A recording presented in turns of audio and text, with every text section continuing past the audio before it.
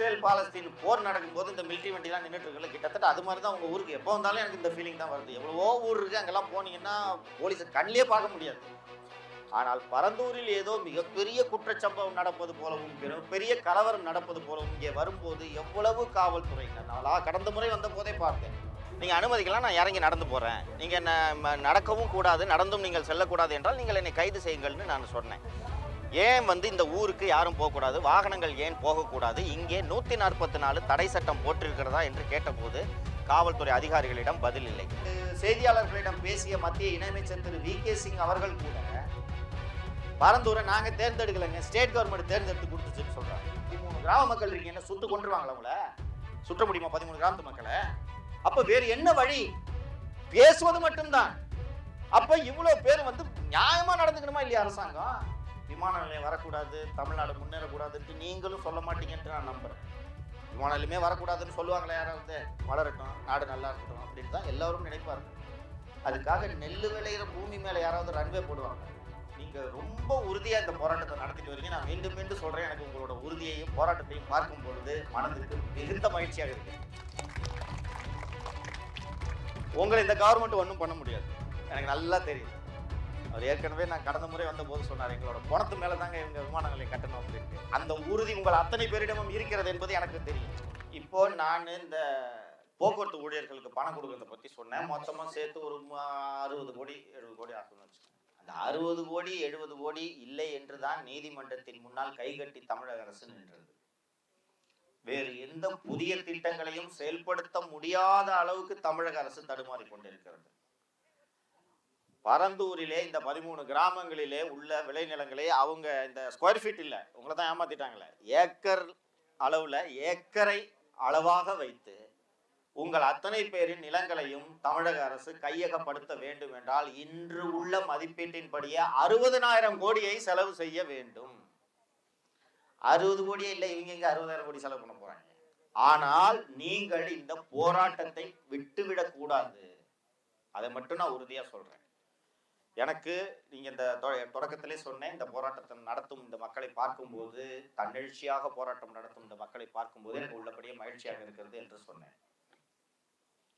Israel Palestine போர் நடக்கும்போது இந்த military வண்டிலாம் நின்றுட்டு இருக்குல்ல, கிட்டத்தட்ட அது மாதிரி தான் உங்க ஊருக்கு எப்போ வந்தாலும் எனக்கு இந்த ஃபீலிங் தான் வருது. எவ்வளவோ ஊர் இருக்கு, அங்கெல்லாம் போனீங்கன்னா போலீஸை கண்ணிலே பார்க்க முடியாது. ஆனால் பரந்தூரில் ஏதோ மிகப்பெரிய குற்றச்சம்பவம் நடப்பது போலவும் பெரிய கலவரம் நடப்பது போலவும் இங்கே வரும்போது எவ்வளவு காவல்துறையினர், நான் கடந்த முறை வந்த போதே பார்த்தேன். இப்போ நீங்க ஒண்ணு பார்க்கணும், மக்கள் போராட்டம் நடத்தினாங்கன்னா அரசாங்கம் அதை தடுக்கிறதுன்றது இயல்பு தான். எல்லா அரசாங்கமும் போராட்டங்களை தடுக்க தான் செய்யும். மக்கள் போராடி கொண்டே இருப்பார்கள், மக்களின் வேலை போராடுவது தானே, போராடி கொண்டே இருப்பார்கள். ஆனால் இந்த பரந்தூரை அரசு கையாண்ட விதம் ரொம்ப ஒரு வழக்கத்துக்கு மாறானதாக இருக்கிறது. கடந்த முறையே பார்த்தேன், இந்த ஊருக்கு 5-6 என்ட்ரி இருக்குன்னா 6 என்ட்ரிலையும் பேரிகேட் போட்டு செக் போஸ்ட். இப்போ என்ன இந்த ஊர்ல என்ன தீவிரவாதம் பண்ணி குண்டு வைக்கிறாங்களா? நீங்கள் எல்லாம் நிலத்தின் உரிமையாளர்கள். என் லேண்டை எடுக்காதியா, எனக்கு இந்த இருக்கிற 2 ஏக்கரை தவிர எனக்கு வேற எதுவுமே தெரியாதியா, விளையிற பூமி, ஏரி பாசனம், நான் இதை வச்சு சாப்பிட்டுட்டு இருக்கேன். நீங்க இங்க ஏர்போர்ட் கட்டினா அந்த ஃபிளைட்ல நான் ஏறி போறது இல்லை, நான் இந்த பூமியில விளையிறத வச்சு சாப்பிட்டுக்கிட்டு நான் என் வாழ்க்கையை ஓட்டி விடுகிறேன். இந்த நிலத்தை பறிக்காதீர்கள் என்று நீங்கள் போராட்டம் நடத்தினால் உங்களை யாரும் சந்திக்க கூட கூடாது என்று வெளியூரை சேர்ந்தவர்கள் இந்த ஊருக்குள்ளேயே நுழையக்கூடாதுன்னு ஆதார் கார்டை கொடு, ரேஷன் கார்டை கொடுத்து இப்படி பண்றதுக்கான தேவை என்ன இருக்கிறது? இது ஒரு திட்டம். இப்போ நேற்று செய்தியாளர்களிடம் பேசிய மத்திய இணையமைச்சர் திரு வி.கே. சிங் அவர்கள் கூட பரந்தூரை நாங்க தேர்ந்தெடுக்கலைங்க, ஸ்டேட் கவர்மெண்ட் தேர்ந்தெடுத்து கொடுத்துச்சுன்னு சொல்றாங்க. அண்ட் உங்கள் அனைவருக்கும் நினைவிருக்கும், நானே இந்த இதில் சொன்னேன், மார்ச் 2020 தான் இந்த ஸ்கொயர் ஃபீட்டாக மாத்திர வேலையை ஆரம்பிச்சிருக்காங்க. அப்போ அதிமுக அரசுல இந்த திட்டம் இருந்தது. நான் இங்கே பேசிய நண்பர்கள் அத்தனை பேரும் என்னிடம் சொன்னது, ஏடிஎம்கே பீரியட்ல மேப்பை எடுத்துக்கிட்டு வந்தாங்க, நாங்கள் ஜனங்கள்லாம் எதிர்ப்பு தெரிவிக்கிறோம்னா அப்போ போனவங்க தான் ஆட்சி முடிகிற வரைக்கும் அவங்க வரவே இல்லைன்னு சொன்னாங்க. கரெக்டுங்களா? அவங்க பீரியட்ல தான் இந்த திட்டம், ஓபிஎஸ் தான் இந்த வேலையை பார்த்துருக்காரு. ஸ்கொயர் ஃபீட்டா மாத்திர வேலையை பார்த்தது ஓபிஎஸ் தான். இது பெரிய அமௌண்ட் வாங்கியிருப்பாரு, 200 ஏக்கர் ஸ்கொயர் ஃபீட்டா மாகுதுன்னா யோசிச்சு பாருங்க, வாங்கியிருப்பாரு. அவரு வந்த வரைக்கும் எல்லாம் பண்ணி முடிச்சுட்டு போயிட்டாரு. ஆனா வேலூருக்காரு பாருங்க, இவர் இன்னும் பெரிய பிளான் ஏதாவது போட்டிருப்பாரு. இப்போ நான் கேட்கிறேன், இந்த மக்கள் எதிர்ப்பு தெரிவிக்கிறாங்க, இதுக்கு ஒரே வழி இந்த மக்கள்கிட்ட அமர்ந்து பேசுறது மட்டும்தான், வேற ஒண்ணுமே பண்ண முடியாது. நீங்க 13 கிராம மக்கள் இருக்கீங்க, என்ன சுட்டு கொண்டுருவாங்களா உங்களை? சுற்ற முடியுமா 13 கிராமத்து மக்களை? அப்ப வேறு என்ன வழி? பேசுவது மட்டும்தான். அப்ப இவ்வளவு பேர் வந்து நியாயமா நடந்துக்கணுமா இல்லையா அரசாங்கம்? வேற ஏதாவது ஒரு இடத்துல கட்டுங்க. ஏன்னா இல்ல 2200 ஏக்கர் நெல்லு விளையிற பூமியில தான் நான் மேல ரன்வேயை போடுவேன், அதுவும் ஏரி மேலதான் ரன்வேயை போடுவேன்ட்டு எந்த அரசாங்கமாவது செய்யுமாங்க? சென்னையின் புறநகர்களில் நீர்வழிகளை, ஏரிகளை ஆக்கிரமித்து கட்டப்பட்ட கட்டிடங்கள் மற்றும் வீடுகளின் காரணமாகத்தான் சென்னை வரலாறு காலாத வெள்ளத்தை சந்தித்தது. இங்க நாமே பார்த்து இருக்கிறோம். இங்க இந்த ஏரி எல்லாம் நீங்க மூடுனீங்கன்னா இந்த தண்ணி நேரம் மெட்ராஸ் உள்ள தான் போகும். இந்த ஆட்சியாளர்களுக்கு என்ன ஒரு ஆணவம்னு நீங்க பாத்தீங்கன்னா, நம்ம வீட்டை உயர்த்தி கட்டிட்டோம், மாடியில ஸ்விம்மிங் பூல்லாம் கட்டியிருக்கோம், 2 மாடி உயரத்துக்கு இருக்குது, நம்ம வீட்டுக்கு தண்ணி போகாது, ஏழை வீட்டுல தானே போகுது. அப்புறமா மழை பெஞ்சு முடிஞ்சவனுக்கு கையில ஒரு 2000 ரூபாய் வீசி எஞ்சிட்டு 2 பிரெட் பாக்கெட்டை போட்டுட்டு போயிடலான்ற எண்ணம் பெரும்பாலான அரசியல்வாதிகளிடம் இருக்கிறது. திராவிட முன்னேற்ற கழக அரசியல்வாதிகளிடம் கூடுதலாகவே இருக்கிறது. சென்னை நகரம் வெள்ளத்திலே தத்தளிக்கிறது. வட சென்னை, தென் சென்னை பகுதிகளில் தலைக்கு மேல் வெள்ளம் போய் கொண்டிருக்கிறது. ஒரு கவுன்சிலர் போல, ஒரு எம்எல்ஏ போல, ஒரு மந்திரி போலங்க. என்னங்க அரசாங்கம் இது? யாருக்காக நீங்க அரசாங்கம் நடத்துறீங்க? நீங்கள் போய் 5 நட்சத்திர விடுதிகளில் நீங்கள் தங்கிக் கொள்வீர்கள், ஏழை மக்கள் எங்கே செல்வார்கள்? இந்த அக்கறை ஒருத்தருக்கு இல்லையே. அந்த ஆணவத்தில் தான் ஏழை மக்கள் தானே இந்த காவல்துறையை பயன்படுத்தி இவர்கள் நிலத்தை அடித்து பிடுங்கலாம் என்ற ஆணவத்தில் தான் இன்னும் பரந்தூர் விமான நிலையம் வரும் என்று ஆணவத்தோடு கொக்கரித்துக் கொண்டிருக்கிறார்கள். விமான நிலையம் வரக்கூடாது, தமிழ்நாடு முன்னேறக்கூடாதுன்ட்டு நீங்களும் சொல்ல மாட்டீங்க என்று நான் நம்புறேன். விமான நிலையமே வரக்கூடாதுன்னு சொல்லுவாங்களே யாராவது, வளரட்டும், நாடு நல்லா இருக்கட்டும் அப்படின்னு தான் எல்லாரும் நினைப்பார்கள். அதுக்காக நெல்லு விளையிற பூமி மேல யாராவது ரன்வே போடுவாங்களா?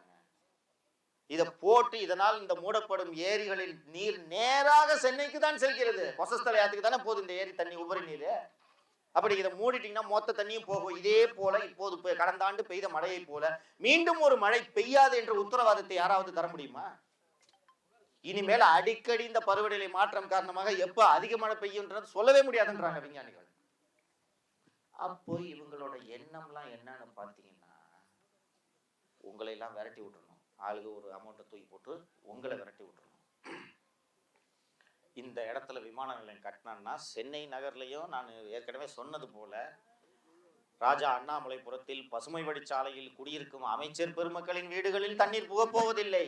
வட சென்னையில் குடியிருக்கும் ஏழை மக்களின் வீடுகளில் தான் மழை தண்ணீரோடு சேர்ந்து கால்வாய் நீரும் செல்ல போகிறது.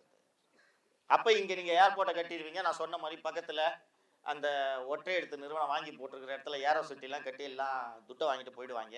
இந்த நீர் சென்னைக்கு சென்று மீண்டும் சென்னையில் ஏழை மக்களின் வீடுகளில் தான் உள்ளே நுழைய போகிறது. இத பத்தி இவர்களுக்கு துளியும் அக்கறை இல்லை, துளியும் அக்கறை இல்லை. எல்லா பக்கமும் போராடிட்டு இருக்காங்க. எனக்கு மீண்டும் மீண்டும் நினைத்தால் ஆத்து போகிறது. உலகத்துல எந்த கவர்மெண்டாவது விவசாயிகளை பூச்சி குண்டாசுல போடுவாங்க? கூச்சமே இல்லாம திருப்பி வந்து நானும் ஒரு டெல்டாக்காரன்னு பேசுறாங்க. இதுல சும்மா விவசாயின்னு சொன்னா நம்ப மாட்டாங்கன்னு பச்சை துண்டு வேற. அவர் எப்படிப்பட்ட டெல்டாக்காரன் என்பது வயலுக்கு நடுவே கான்கிரீட் போட்டு கொண்டு கான்வா ஷூவோடு நடந்த போதே தெரிந்து போகிறது எப்படிப்பட்ட விவசாயியாக திரு ஸ்டாலின் அவர்கள் திகழ்கிறார் என்று. ஆகவே அன்பார்ந்த விவசாய பெருமக்களே, தோழர்களே, நீங்க ரொம்ப உறுதியா இந்த போராட்டத்தை நடத்திட்டு வரீங்க. நான் மீண்டும் மீண்டும் சொல்றேன், எனக்கு உங்களோட உறுதியையும் போராட்டத்தையும் பார்க்கும் பொழுது மனதுக்கு மிகுந்த மகிழ்ச்சியாக இருக்கிறது. உங்களை இந்த கவர்மெண்ட் ஒன்றும் பண்ண முடியாது, எனக்கு நல்லா தெரியுது.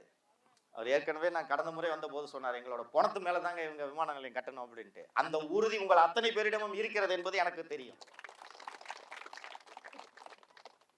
உங்களது இந்த போராட்டத்தில் நானும் எனது மீடியா குழுமமும் என்றென்றும் துணை நிற்கும் என்பதை நான் இந்த நேரத்திலே உங்களுக்கு உறுதியோடு சொல்லிக் கொள்கிறேன். இது நம்ம ஊரு பரந்தூர், நான் தஞ்சாவூர்ன்றதுனால இது வேறு ஊர் கிடையாது. அங்கேயும் நெல் விளைவிக்கிறாங்க, எங்க வீட்டில் இன்னும் நெல் தான் போட்டுக்கிட்டு இருக்காங்க, நீங்களும் நெல் விளைவிக்கிறீங்க. நானும் நீங்களும் உறவுகள் தான். அப்ப தஞ்சாவூர்ல ஏன் மண்ணு போச்சுன்னா என்ன, உங்க இங்க பரந்தூர்ல உங்க மண்ணு போச்சுன்னா என்ன? 2 நெல் விளையிற பூமி தானே.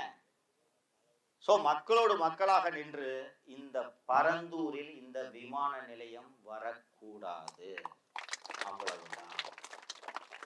இதில் சமரசத்திற்கோ வேறு பேச்சுக்கோ இடமில்லை. இவ்வளவு தான். இல்ல வந்து ஏக்கருக்கு 2 லட்ச ரூபாய்க்கு பதிலா 5 லட்ச ரூபாய் தரேன்லாம் வருவாங்க. ஃபர்ஸ்ட் துட்டு இல்ல, அதை சொல்லிட்டேன். 60,000 கோடி 10 நிமிஷம் கிடக்குதுன்னு. அதையும் மீறி வந்தாலும் வேறு எங்காவது சென்று விமான நிலையத்தை கட்டிக் கொள்ளுங்கள், விளைநிலத்தின் மீது விமான நிலையத்தை கட்டாதீர்கள் என்பதில் நீங்கள் உறுதியாக நிற்பீர்கள். நானும் உங்களோடு உறுதியாக நிற்பேன். 550 நாட்களாக ஒரு வீரஞ்செறிந்த போராட்டத்தை நடத்தி கொண்டிருக்கும் இப்பகுதி மக்கள் அத்தனை பேருக்கும் எனது நெஞ்சார்ந்த நன்றிகளையும் வாழ்த்துக்களையும் தெரிவித்துக் கொண்டு நன்றி கூறி விடைபெறுகிறேன். பரந்தூர் விவசாயிகள் எங்களது விளைநிலங்களை பறித்து நீங்கள் இங்கே விமான நிலையம் கட்டாதீர்கள் என்ற ஒற்றை கோரிக்கையை வலியுறுத்தி 500 நாட்களுக்கும் மேலாக போராட்டம் நடத்தி கொண்டிருக்கிறார்கள். குடியரசு தினமான இன்று அவர்களது இங்கே வந்து அவர்கள் ஏற்பாடு செய்திருந்த இந்த போராட்டத்திற்கு என்னை பேச வருமாறு அழைத்தார்கள். இந்த போராட்டத்திற்கு காவல்துறையிடம் உரிய அனுமதி பெற்ற பிறகே இந்த போராட்டம் இங்கே இப்போது நடைபெற்று கொண்டிருக்கிறது. ஆனால் நீங்கள் பார்த்தீர்கள் என்றால் ஒரு கலவரமோ அல்லது போர் நடந்த பூமியில் எப்படி காவல்துறை குவிக்கப்பட்டிருக்குமோ அந்த அளவுக்கு காவல்துறை குவிக்கப்பட்டிருக்கிறது. நானும் எனது நண்பர்களும் ஒரு 7 வாகனங்களில் வந்தோம். இங்கே ஒரு 5 கிலோமீட்டருக்கு முன்னதாகவே எங்களது வாகனங்களை தடுத்து நிறுத்திய காவல்துறை நீங்கள் மட்டும் ஒரு வாகனத்தில் செல்லலாம், மற்ற வாகனங்களை அனுமதிக்க மாட்டோம் என்று சொன்னார்கள். என்னோடு நண்பர்கள் வந்திருக்கிறார்கள். அவர்களும் வந்தால்தான் நான் வந்து அந்த நிகழ்ச்சிக்கு போவேன். நீங்கள் அனுமதிக்கலாம், நான் இறங்கி நடந்து போகிறேன். நீங்கள் என்ன நடக்கவும் கூடாது, நடந்தும் நீங்கள் செல்லக்கூடாது என்றால் நீங்கள் என்னை கைது செய்யுங்கள்னு நான் சொன்னேன். ஏன் வந்து இந்த ஊருக்கு யாரும் போகக்கூடாது, வாகனங்கள் ஏன் போகக்கூடாது, இங்கே 144 தடை சட்டம் போட்டிருக்கிறதா என்று கேட்டபோது காவல்துறை அதிகாரிகளிடம் பதில் இல்லை. அதையும் மீறி அதற்கு பிறகு அங்கிருந்து ஒரு 200 மீட்டர் தொலைவில் வந்து பார்த்தால் 100க்கும் மேற்பட்ட போலீசார் நிறுத்தப்பட்டிருந்தனர். அத்தனை வாகனங்களையும் நிறுத்தி யார் இங்கே போகிறாங்கன்னு சொல்லிட்டு நான் சொன்னது போலவே ஒரு கலவரம் நடந்த பூமியில் எப்படி வந்து காவல்துறை குவிக்கப்பட்டு பிரச்சனைகள் நடக்குமோ அது போலத்தான் இந்த இடத்தை இவர்கள் நடத்தி கொண்டிருக்கிறார்கள். இந்த மக்கள் நியாயமான கோரிக்கைகளுக்கு போராட்டம் நடத்துகிறார்கள். இந்த போராட்டம் நடத்துவதற்கான உரிமையை அரசியல் அமைப்பு சாசனம் வழங்கி இருக்கிறது. ஆனால் பரந்தூர் விவசாயிகளுக்கு மட்டும் இந்த அடிப்படை உரிமைகளை பறிக்கும் வேலையை தமிழக அரசு செய்து கொண்டிருக்கிறது. நானும் ஒரு டெல்டாக்காரன் என்று பெருமையோடு பேசிக்கொள்ளும் தமிழக முதல்வர் ஸ்டாலின் அவர்கள் விவசாயிகளின் வயிற்றில் அடித்து விவசாய நிலங்களை பிடுங்கி அதன் மீது விமான நிலையம் கட்டப்போகிறேன் என்று சொல்லி அதற்காக இந்த ஊர் மக்களை ஒடுக்குமுறைக்கு ஆளாக்கி கொண்டிருக்கிறது திரு ஸ்டாலின் அவர்களின் அரசு. இந்த மக்கள் ஒரு வீரஞ்செறிந்த போராட்டத்தை நடத்தி கொண்டிருக்கிறார்கள். இந்த மக்களுக்கு தமிழகம் முழுவதுமே துணை நிற்க வேண்டும் என்பதை நான் இந்த நேரத்தில் கோரிக்கையாக வைத்துக் கொள்கிறேன்.